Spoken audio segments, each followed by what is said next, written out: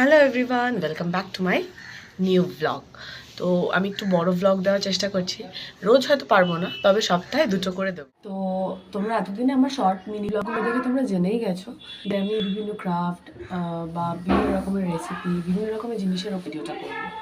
তো তোমরা যদি সাবস্ক্রাইব করো, আমি আরও অনেক রকমের ভিডিও নিয়ে আসবো নতুন নতুন। আর ইচ্ছে আছে বিভিন্ন কন্টেন্ট ক্রিয়েট করার। নিচে যাই, দরজা খুলতে হবে। তো আমার নাম তুহিনা, তোমরা এতদিন সবাই জেনে গেছো।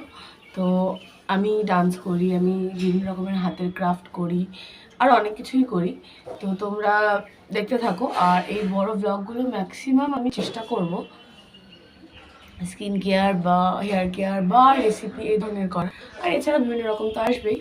তো আর আমি একদমই নতুন এই প্রফেশনটায়। তো তোমরা যদি একটু সাবস্ক্রাইব করো, খুব ভালো লাগবে। তো আজকে বিরিয়ানি খাবো না ঠিক, কিন্তু বিরিয়ানির মতন খানিকটা খেয়ে। তো ওই রেসিপি তোমার সাথে আজকে শেয়ার করবো। তোমরা বলবে তো কেমন হয়েছে, তোমরা অবশ্যই কিন্তু ট্রাই করবে আর সাবস্ক্রাইব করো।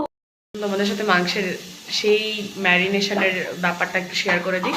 ম্যারিনেট করে খানিকক্ষণ তো তোমাদের ওয়েট করতে হবে। তো চলো, দাও দাও দাও, ঝাঁকিয়ে দিও না।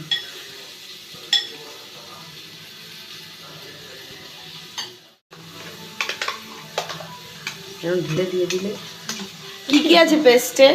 আদা, রসুন, পেঁয়াজ। কি কি আছে? আদা, রসুন, পেঁয়াজ, টমেটো পেস্ট। কি করবে এবার? এবার এবার এটাকে কি করবে? এবার একটু জিরা বাটা। মাংসে জিরে বাটা? ঝাঁকানো না, দাও। হ্যাঁ,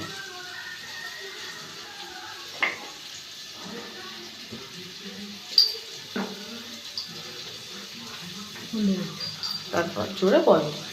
লঙ্কার গুঁড়ো, কাশ্মীরি লঙ্কার গুঁড়ো রং হওয়ার জন্য। বিরিয়ানির মশলা, জোরে বলো। বিরিয়ানির মশলা, তেল।